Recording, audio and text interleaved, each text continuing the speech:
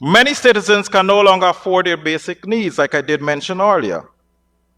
The important problem of inflation and how it directly affects the working class is not addressed in the proposed budget. Simply promising tax break or subsidies is insufficient. We also need to take concrete action to lower the cost of common products. We provide a straightforward solution, a thorough pricing management plan to stop price grouping, particularly for necessities. In order to keep living expenses under control for all Guyanese, we also need to set up subsidies for important industries like electricity and transportation. Madam Speaker, I wish to highlight a few things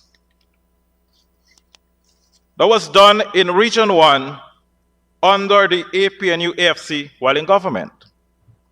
Because we cannot allow ourselves to be led astray and allow the Guyanese people to feel or to believe, as was previously mentioned, that nothing was done under the APNU-AFC.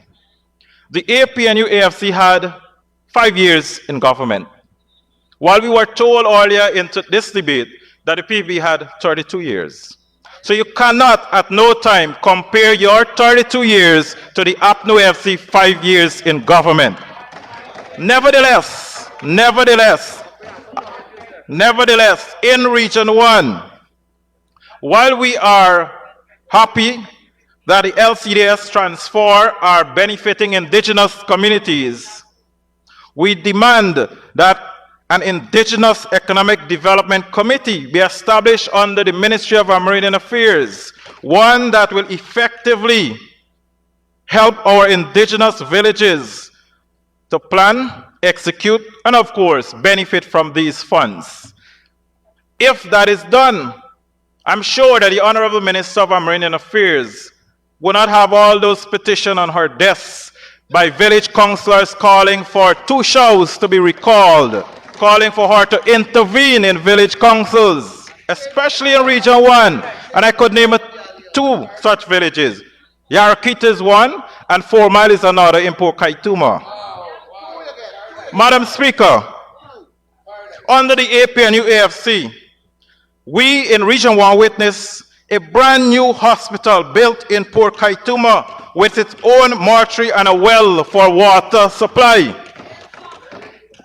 We also saw the forest solar farm in Mabaruma. We also saw the forest radio station in Mabaruma. We also saw the forest fire station in Mabaruma. We also saw the forest stretches of concrete road across Region 1.